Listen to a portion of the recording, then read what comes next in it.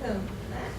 Destacar fala síntese, organizar e desenvolver os possíveis temas a partir das necessidades dos educandos, construção coletiva interdisciplinar da rede pelos educandos e os educadores, porque ele é um movimento também conjunto, redução temática e é do professor, né? O momento em que cada área vai se ver.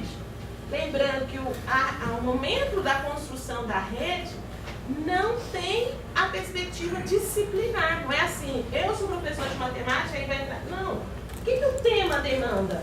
O que esta fala demanda para dar conta dessas questões que foram colocadas, né? Então, tudo vem. Aí depois é que cada um vai se ver e as interfaces, né, da interdisciplinaridade nesse trabalho, tá?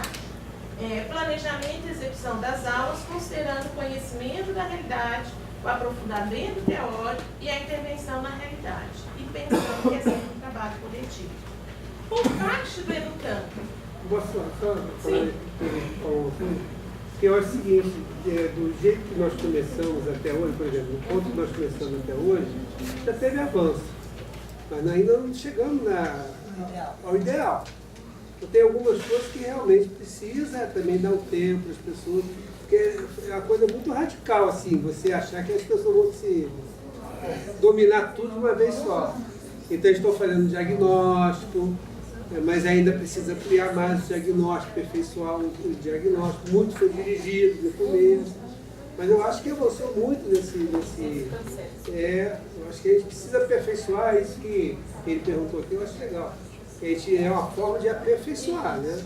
Esse é um movimento, né? E cada grupo tem o seu ritmo, né? Não dá pra gente tentar fazer todo mundo do mesmo jeito, no mesmo ritmo. É impossível. Não à toa que o falou, o principal tema elencado pelas escolas, professores, né? Não só coordenadores, foi justamente metodologia, né? Então, esse fazer, como é que a gente vai utilizar essas metodologias no fazer pedagógico? Porque tem essa necessidade mesmo de se aproximar de um fazer mais condizente com como está proposto na nossa PVP.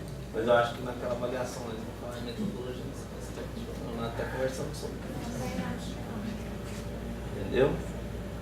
E para mim eu estou ficando frustrado de novo, porque está trabalhando muito o eixo temático e a diferença daquele negócio de projeto de trabalho, projeto de ensino-aprendizagem, está ficando a mesma coisa. Eles só passam e vêm para cá toda vez. Ele está dizendo que tem eixo temático, diferencia bastante do quando vai tratar do eixo temático, entra no detalhe. Quando vai tratar do projeto de ensino e o projeto de trabalho, parece que fica assim meio a grosso modo. Eu particularmente não estou conseguindo entender. O que você não conseguiu entender ainda? As etapas, o processo? A diferença do um com o outro. Projeto de ensino e projeto de trabalho. Bom, para nós, muito sutil essa diferença. Eu para nem nós faria. Foi mais difícil que nós somos... Eu nem faria, mas o grupo optou por fazer. Não, é nós que fomos indagados numa reunião de grupo. Não, gente. Se estávamos fazendo projeto de ensino ou se era projeto de trabalho. E aí nós não demos como de responder. E aí falaram, vocês têm que dar conta disso, tem que estudar isso. Então não foi nós que... E o que eu estou dizendo é o seguinte, nós não trabalhamos isso na formação anterior. Entendeu? Eu não faria essa pergunta para vocês. Por quê? Eu vou cobrar uma coisa que nós não trabalhamos. Mas o grupo optou por fazê-lo na organização da PPP. E como nós estamos trabalhando a partir dos princípios da PPP, eu estou fazendo esse movimento agora com vocês, de voltar e olhar o que é projeto de trabalho, o que é projeto de ensino-aprendizagem, o que é eixo temático. E aí nós estamos a partir de 3 categorias até agora, nós trabalhamos. Até agora, o que é ensino-aprendizagem para projeto de trabalho, o que é ensino-aprendizagem para projeto de ensino-aprendizagem e o que é ensino-aprendizagem para eixo temático. Vimos qual é o papel do aluno num, o papel do professor em cada um dos 3. E depois nós vamos olhar como é o tema para um, como é o tema para cada um desses, como é o trabalho da seleção, né? Cada uma das etapas da construção para cada um desses. Essa é a ideia desse quadro. E aí eu quero ver se no final você repete a sua fala. Ou se ficou claro, entendeu, Marcos? A questão é Não, eu sei, são ritmos diferentes, mas eu acho que tem. a dificuldade é porque quando percebe que dentro, por exemplo, processo de aprendizagem, tem os sujeitos, quando coloca lá no eixo temático, ambos são sujeitos de processo, educador e educando, não significa que também no projeto de trabalho, simplicidade, que eles não são sujeitos ao processo. O que diferencia é a centralidade do processo.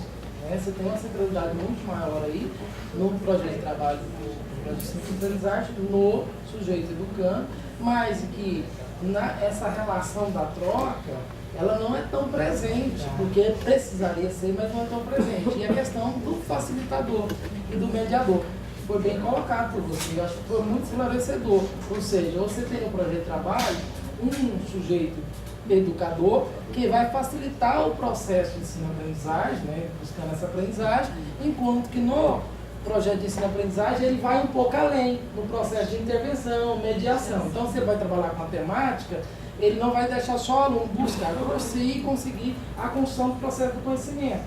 E ele também vai intervir fazendo aquilo que você disse, de fazer, observar no processo de avaliação, no processo que ele está trabalhando, quais as dificuldades desse aluno, e aí vai trazer as metodologias, os instrumentos, também facilitando, incentivando, mas intervindo e dizendo, olha, para ele chegar naquele conhecimento que ele está propondo, focado no processo aí de aprendizagem do conhecimento sistematizado, né, totalmente sistematizado. Enquanto que eu vejo, que aí para mim a grande diferença é o processo da construção do eixo temático, que vai considerar aquilo que não considera tanto no projeto de trabalho como no projeto de ensino-aprendizagem, que é essa relação dos conhecimentos historicamente construídos com a valorização dos conhecimentos prévios que esse educando traz.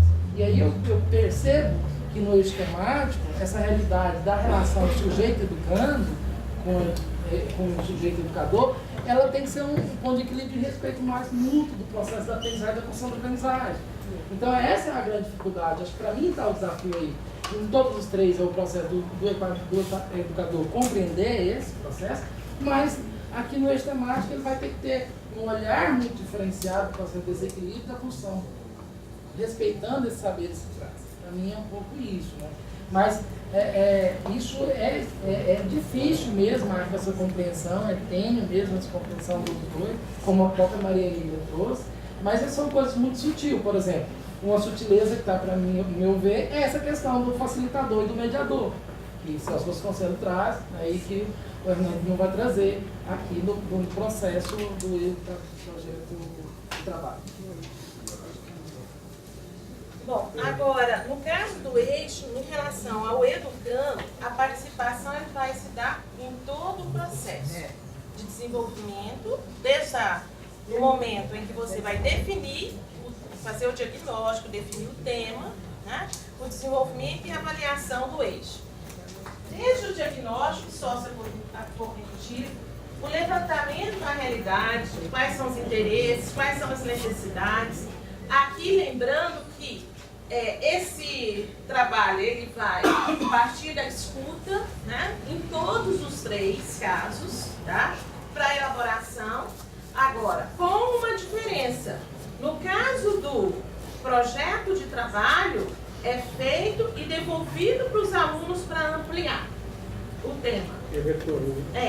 No caso do projeto de ensino-aprendizagem, não tem esse retorno. E no caso do eixo temático, tem o retorno para confirmar e ampliar. Tá? Então, é um movimento que vai desde a elaboração, levantamento da realidade, necessidades, para a elaboração e confirmação do eixo, e considera os conhecimentos prévios do educando, né, na relação aí, olha, de cada subtema, conteúdo da rede que vai ser trabalhado, na execução de cada aula, na reorganização e construção do conhecimento, e no aprofundamento teórico e na intervenção. Então, o trabalho do educando, ele perpassa todo o processo junto com o educador. Aí eu estou percebendo um pouco de dificuldade de devolver, sabe? Da devolução. E tem que devolver. Tem que devolver. É porque é onde ele vai dizer, isso aqui é meu olhar ou é o olhar só do educador? Ele vai ter que aparecer os dois. vai ter que olhar o problema vem do aluno, né? O contratema vem do educador. Entendeu? Por quê? Porque o tema, ele é um problema advindo da REDAT, né? E que pode ser um problema ou não, no caso do eixo. Então, o tema, ele vem do aluno. O contratema, se for um problema, tem que ter contratema. E se não for, não tem que ter contratema. Mas ele tem que ser devolvido para o aluno. Porque é o aluno que vai confirmar. É isso que é importante que a gente discuta nesse momento? Ou não? Né? E ele vai poder, ao fazer a devolutiva, ampliar esse tema. Dizer, ó, é isso, por isso e isso. Ou não é isso. Né? E aí está só o olhar do educador. Né? Ele pode fazer todo esse processo, mas se ele fizer a devolução, cai no mesmo projeto. Mas vamos chegar num ponto que é o inicial. Ao fazer o diagnóstico, nós precisamos pensar que pergunta faremos que nos auxilie na seleção desses conhecimentos. E aí, os diagnósticos vão ficar muito padronizados no perfil socioeconômico. Aí ele não dá conta. O socioeconômico, deixa eu contar uma coisa para vocês. O socioeconômico, em geral, a gente faz a primeira vez e complementa no ano seguinte. Não precisa repetir tudo de novo. Porque é o mesmo aluno que está ali no ano seguinte, aumentou um pouquinho e saiu um pouquinho, não é isso? Da escola. Então você só vai adequar aquilo que foi feito, ver se tem alguma diferença. O que vai apontar para além disso é o cognitivo. Aí, porque você tem essas diferenciações e o aluno que no ano anterior estava num ritmo e que agora está em outro, interesses e necessidades. Tá? Então são essas demandas que vão apontar para nós quais são os possíveis temas. O que eu vejo, dentro das várias instituições que eu acompanho, quando você fala principalmente de necessidade, aparece sempre a mesma frase: ler, escrever. Ler, escrever. Sim, gente, presta atenção, para quem não sabe. Gente, é lógico. Se eu não sei escrever, esse é o meu grande problema. A problematização, eu fico questionando com os professores, né? A Núcia estava comigo o dia que eu falei, está me preocupando. Quase que 100% dos alunos estão dizendo que a escola vai auxiliar na realização dos seus sonhos. Para pensar na E aí, qual é o sonho dele? Ler e escrever. Tá, aí você pergunta para ele, e na sua comunidade, o que tem que poderíamos contribuir? Ele vai trazer outros. Eu não posso ensinar a ler e escrever considerando as questões da comunidade? Posso. Eu vou ensinar a ler e escrever com uma coisa que também é significativa e que ajuda a uma análise crítica. Mas entendeu? Então é esse movimento. Eu não posso perder de vista o ler e escrever, que é a grande demanda dele. Pois é, mas eu estou Por quê? dizendo Porque que os nossos professores, a dificuldade deles ao fazer a rede temática, e aí eu sempre estou colocando para as meninas que eu quero ler mais sobre isso.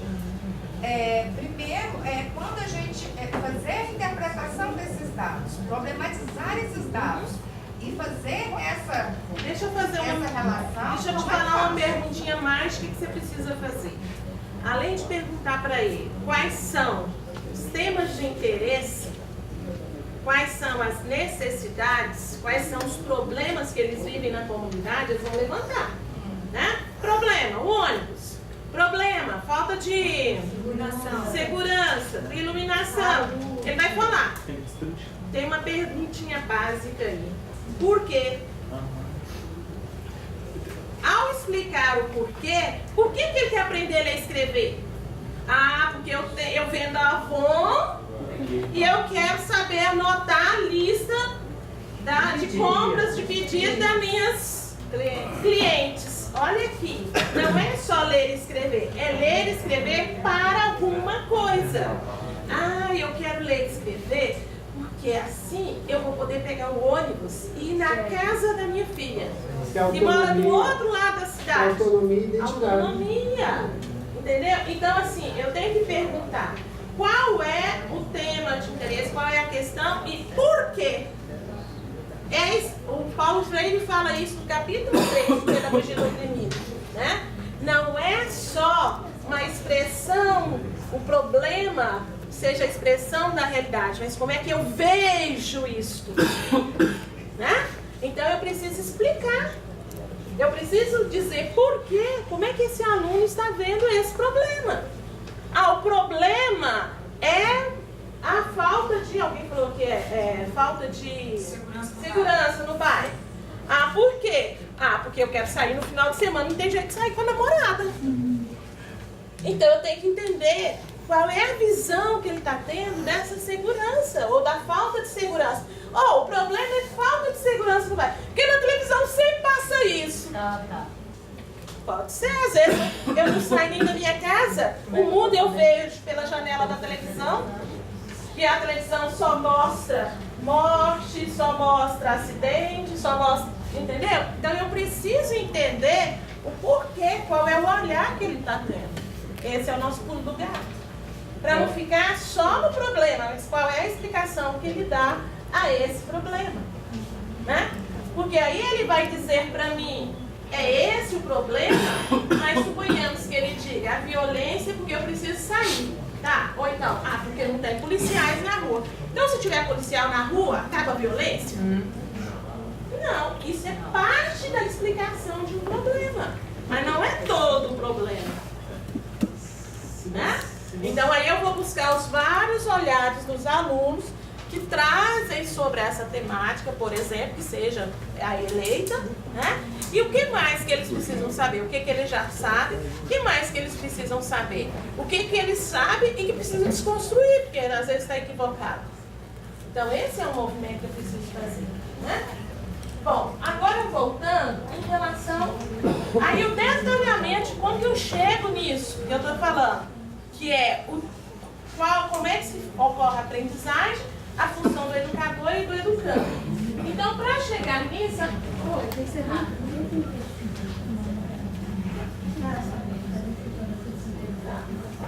Marcos, voltemos lá. Vamos ver se isso aqui vai te responder, tá? Os temas. De onde vêm os temas no trabalho com projetos de trabalho? São temas diversos, advindos do diagnóstico e da pesquisa. Isso está muito claro lá no Hernandes, né? Que podem envolver resolução de problemas. Não é que seja um problema, mas ele precisa ter uma problematização, esse tema, né? Dificuldades e necessidades dos educandos ou apresentados pelos educadores. Olha só. Então, trata-se de um diagnóstico em que eu vou fazer primeiro essa escuta. Quais são os problemas advindos dessa realidade? Ou quais são os temas, os interesses, as necessidades? Então aqui eu vou eleger isso que pode vir, não é só do educando, é do educando e do educador. Até porque o educador precisa abraçar esse tema, né? Se não for do interesse dele também não vai abraçar, né? Ele demanda ter, para selecionar o tema, né? Argumentação, debate, indicação do grupo. É um tema que advém do interesse daquele coletivo. Não pode ser só de uma pessoa também. Então, é do interesse coletivo do grupo. E aí, é o olhar do educando, mas que passa pela peneira do educador. No caso do projeto de ensino-aprendizagem, o tema vem da análise da realidade, refletindo sobre os saberes prévios, as demandas, os interesses e as necessidades de aprendizagem dos educandos e dos educadores. O critério para a seleção desse tema é aqueles que incidem direta e especificamente nos interesses e necessidades de aprendizagem do sujeito. O que eles querem estudar? o que é que eles querem pesquisar, sobre o que é que eles querem aprofundar. Porque nos dois casos, o interesse aqui é que conhecimentos eu quero aprender. Só que quem define isso, em última instância, é o interesse do educando. É ele que vai definir, tanto num caso quanto no outro. Mas o professor pode simplesmente olhar o educando e se for uma coisa que não interessa a ele, ele vai selecionar? Não, ele vai fazer vista grossa, né? Vai fazer outra escuta. E aí é isso que ele vai dizer aqui para nós. Precisa do olhar. Em última instância, é o educando, sim, mas precisa de um investimento. Também tem que ser algo de interesse para o educador. Tá? Bom, aqui o que nós vamos ter de diferença? Porque esses dois, quando você diz assim, mas estão muito próximos, eu diria, estão muito próximos mesmo, a origem deles é a mesma, né? E aí nós vamos ver de onde que vem o tema. Ali falou que é um problema da realidade concreta ali atrás? Não, são temas de interesse, são temas de necessidade. Pode ser um problema? Pode. É obrigado a ser um problema? Não. Tá? No caso, o eixo temático também não, tá? Mas ele vem sobre a problematização das falas selecionadas. Problematização não é um problema da realidade. Problematização são perguntas que eu faço a respeito de algum tema, tá? Então, desse sujeito, isso. Sobre esse tema. Então, ele vem da problematização das falas selecionadas perdão, gente, troquei. O tema é lá em cima, falando já da metodologia. O tema central do eixo advém do diagnóstico, da pesquisa e da realidade social e cognitiva dos educandos. Não é a mesma coisa do outro?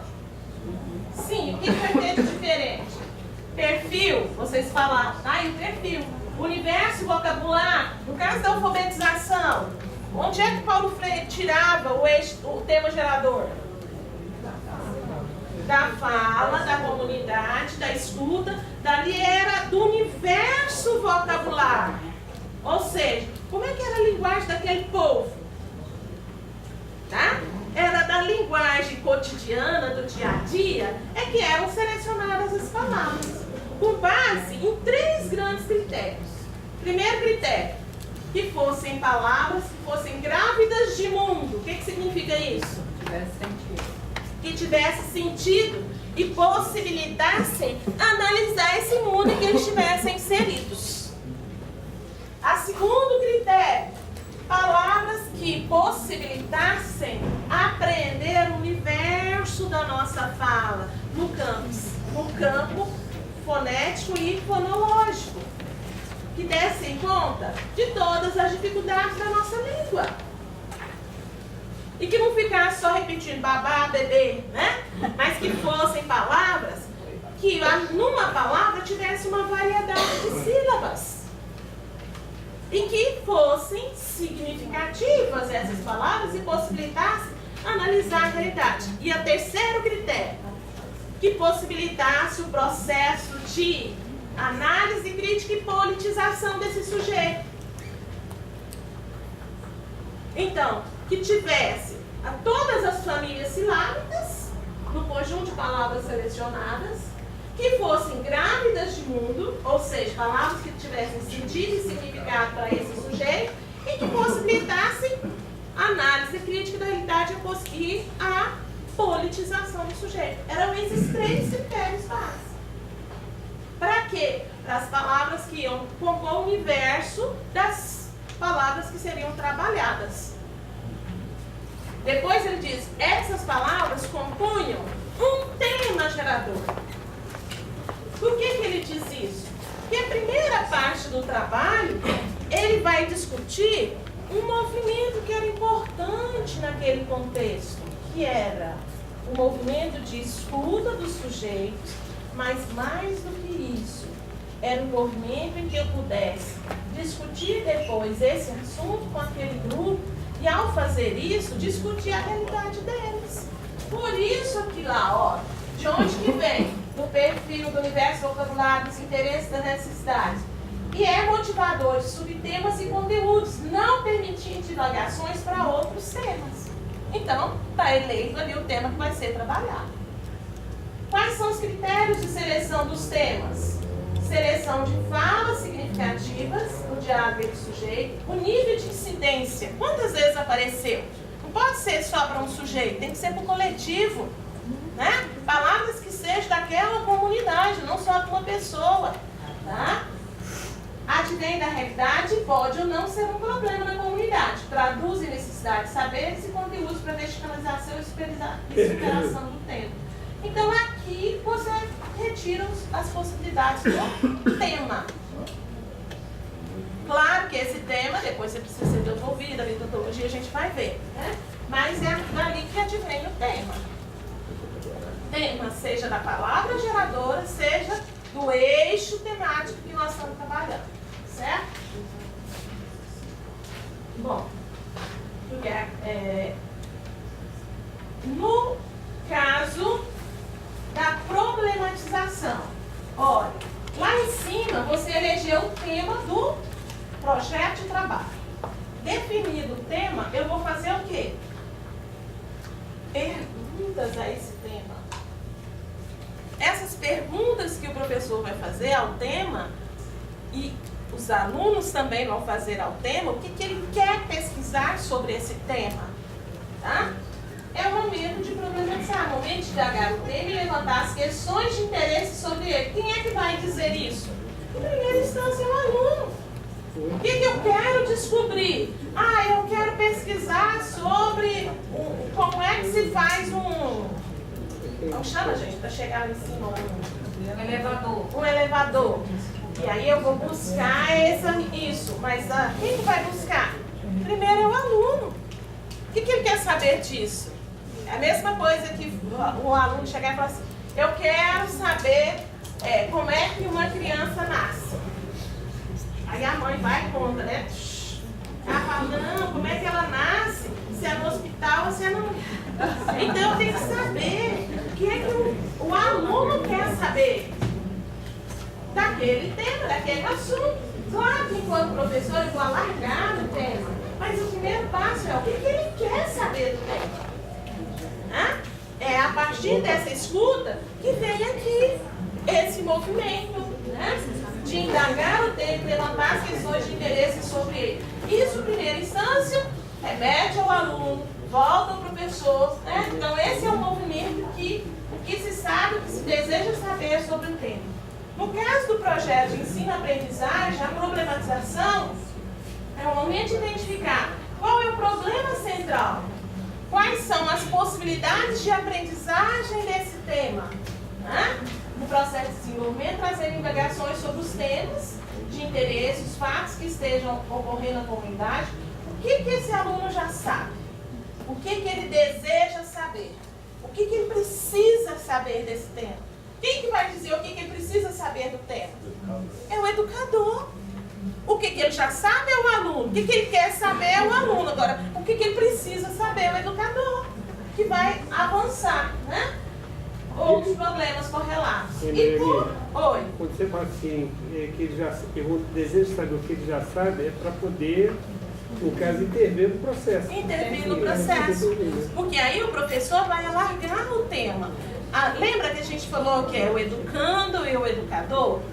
Tá? Agora, lógico que aqui também não é um laissez-faire, né? Só o educando fazendo o que ele quer. Tá? Então esse é um movimento que a gente precisa fazer na reflexão sobre a problematização. Em relação à problematização do tema, do eixo temático, olha lá, se ele partiu de um problema da realidade, mesmo assim eu ainda tenho que indagar, eu ainda tenho que problematizar. E se ele partiu de um tema que não é problema, também. E aí, de onde que vem as perguntas? A partir das falas significativas que foram selecionadas. É sobre elas que vão se debruçar esses educadores. E ao fazer as perguntas, daí vão surgir, então, quais conteúdos que eu preciso trabalhar para dar conta daquilo. E o que é o limite explicativo nisso, professor?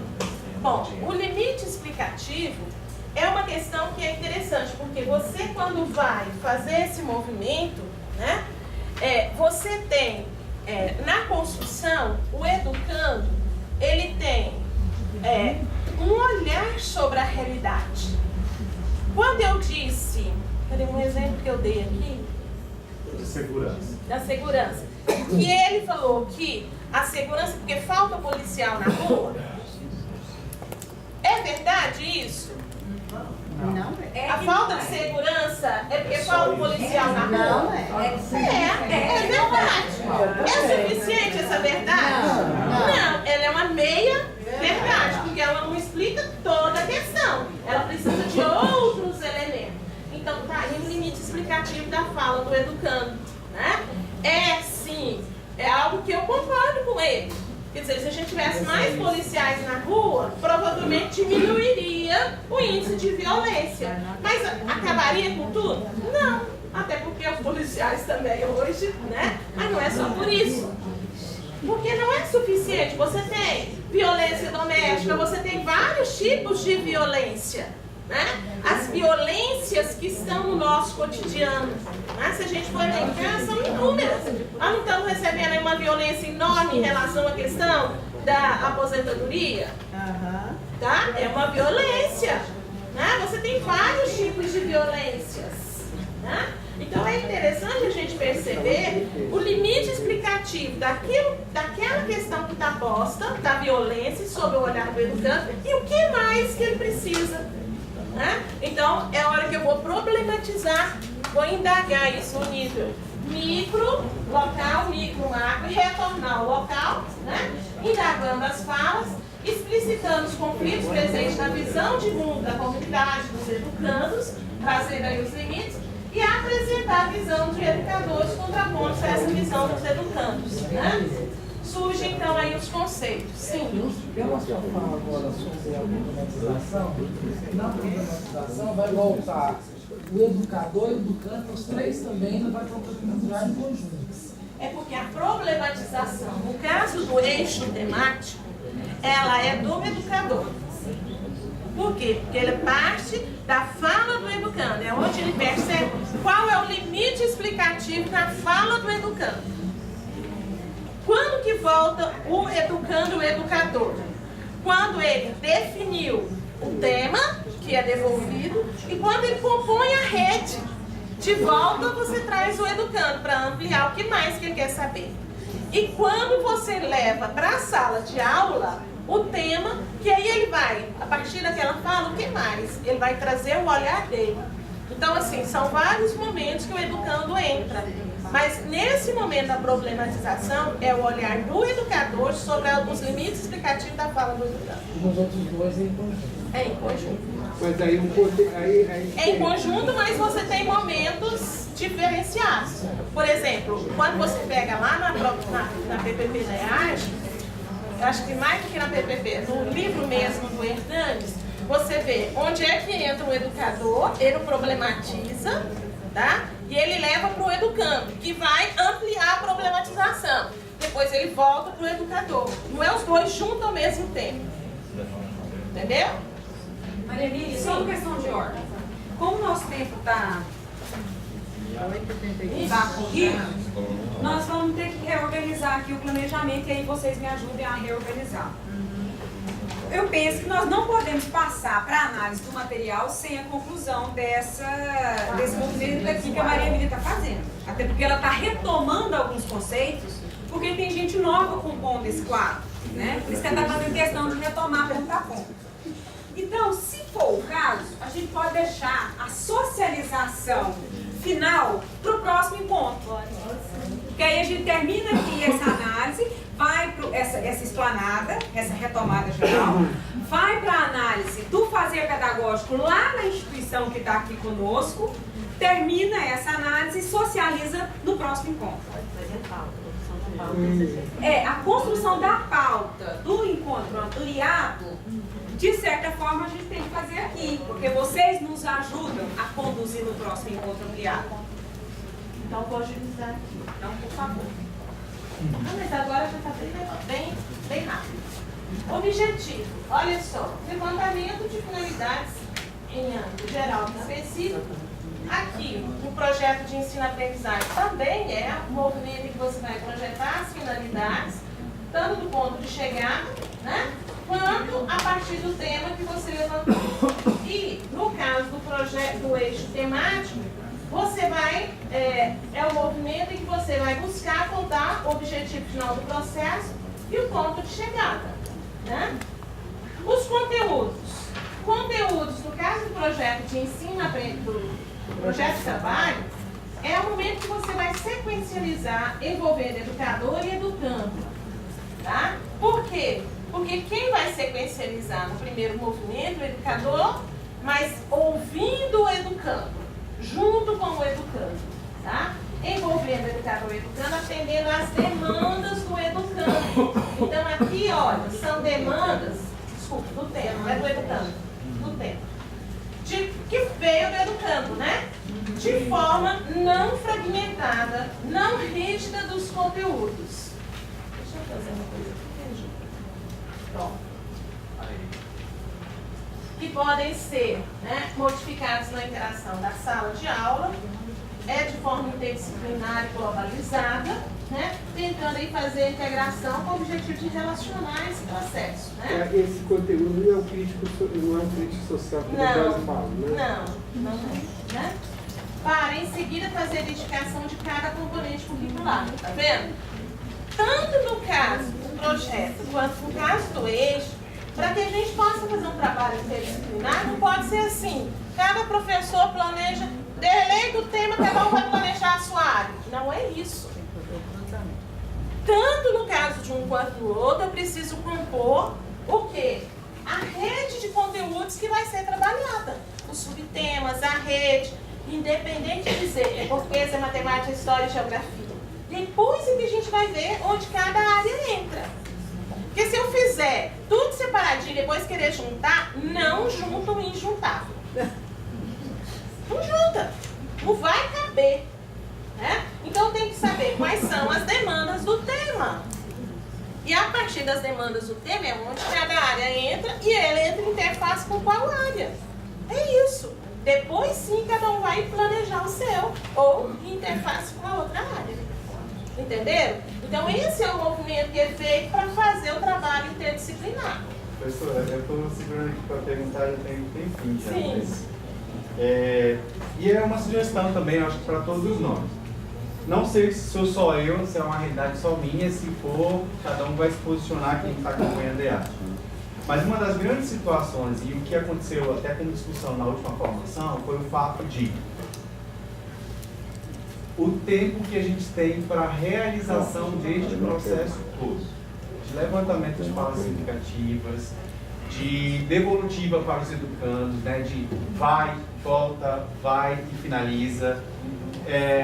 E o exercício mais difícil, que é uma das coisas que é o fato da revisão temática, que é como se dá o processo realmente lá na sala, que é onde chega o produto final para o educando ali, entre aspas, né?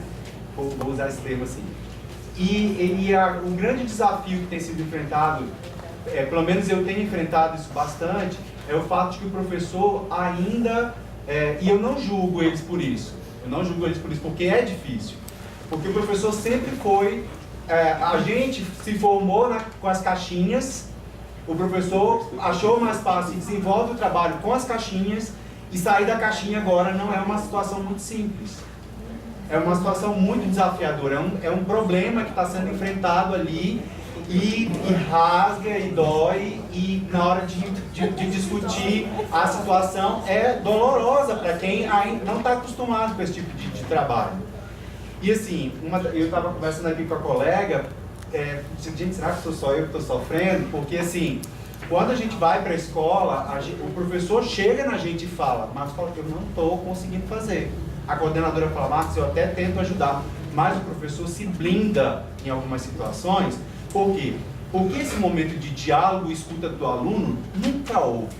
Na verdade, nunca houve entre aspas, não vou generalizar, mas assim, grande parte das escolas nunca realizou. Essa Ou, justamente nessa perspectiva nunca houve. Já houve, justamente, já teve Assembleia de Educandos, onde o aluno se posicionava, falava dos atendimentos, falava do trabalho que a escola realizava e ainda hoje fala.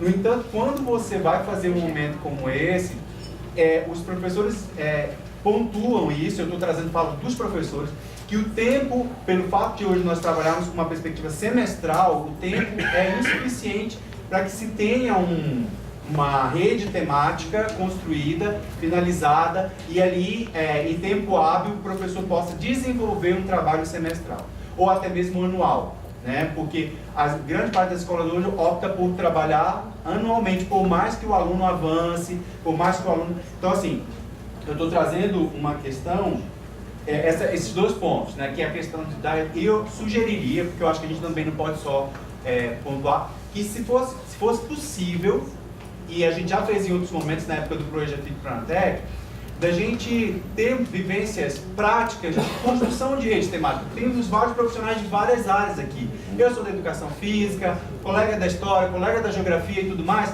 e aí a gente poderia, hipoteticamente, criar uma situação, trazer fala significativa até mesmo de uma instituição, e fazer um exercício prático, porque quando eu faço isso na prática, quando eu escrevo, quando eu elenco as coisas que eu vou poder trabalhar a partir daquelas temáticas levantadas, eu vou ter mais propriedade para conversar com o professor e dizer assim, você pode fazer dessa forma aqui, você pode fazer da maneira tal. Então assim, de sugerir, de trazer, porque assim, o Pinha estava conversando aqui também, às vezes o professor está tão acostumado e bitolado com a receita de bolo, e a gente às vezes precisa, não é que a gente vai chegar com a receita de bolo para ele, não é isso, mas que a gente dá sugestão, olha, tenta trabalhar dessa forma, orienta para trabalhar daquela outra e tudo mais, para que o professor, porque assim, quando a gente chega lá, eles estão descabelando, e às vezes quando a gente chega com um estudo sobre metodologia, é o que a Gereja levantou, né, fez uma pesquisa toda, levantou de dados, mas aí a gente chega com metodologia e fala assim, não, a gente não quer isso. Que nem o aluno. Que não, a gente não quer isso, porque a gente já estudou isso. Só Essa fala tá igual a do aluno. O texto é o mesmo. O texto é o mesmo, mas assim, o que a gente quer é ir mais a fundo numa questão mais prática, vivencial, da proposta. Porque assim, texto pelo texto, a gente já conhece a proposta. Só que assim, por mais que a gente conheça, às vezes colocar na prática existe uma distância muito grande. E aí é isso que me faz tá trazendo essa fala e essa angústia. Então assim, eu não sei se sou só eu, mas se for só eu, por favor, não me julgue. Eu só quero deixar claro que a ideia é justamente fazer com que o processo seja facilitado para o meu colega professor que está lá na sala de aula, que encara o aluno todas as noites. Rodrigo, né? Então, eu estava conversando sobre isso. Eu tinha acabado de perguntar aqui, assim, quem será que já terminou o tema do eixo temático? Quem já fez todos os passos, quem já conseguiu fazer isso? Porque nenhuma dessas escolas que fazem, elas não conseguiram fazer, até agora não terminaram. E, inclusive, assim, já teve uma formação nas escolas de agora, né, há pouco tempo, que a gente estava discutindo interdisciplinaridade e intertextualidade. Assim, para algumas professoras foi ótimo, já vi mudar na prática, mas tinha muitos curtindo, depois de escutou curtindo, porque assim, eles já estão em transdisciplinaridade, não sabem nem o que é interdisciplinaridade, não faz nem isso ainda, e acham que a gente está super atrasado, que a gente não sabe nem, a gente está aquém da discussão deles, e não fazem. Então assim, primeiro, está difícil mostrar que o professor não está fazendo esse trabalho. A gente esse trabalho de convencer isso, a gente não está conseguindo isso, assim, as escolas que eu acompanho, e a formação nossa foi com 10 escolas ao mesmo tempo, que estava só eu de apoio, as meninas estavam lá da Gereja, do GFO, elas escutaram, os professores, alguns, achando que a gente está super atrasado em discutir interdisciplinaridade, e não fazem, a prática não é essa. Então, assim, até isso dando texto, isso estudando, acompanhando. O eixo temático, né, que eu tenho uma escola fazendo isso agora, está maior dificuldade. Porque, assim, a questão da necessidade dos alunos, o que eles procuram. Isso eu conversei com todo mundo, estava lá assim, não, geografia, história, matemática. Eu falei, gente, vocês não entenderam. Geografia, história, matemática, eu estou falando com os professores, isso é obrigação da escola, a gente vai ensinar. Isso vai ser dado. Então, isso não é o que o aluno quer aprender, assim, não é essa a pergunta. Então os professores ainda não entenderam um monte de coisa.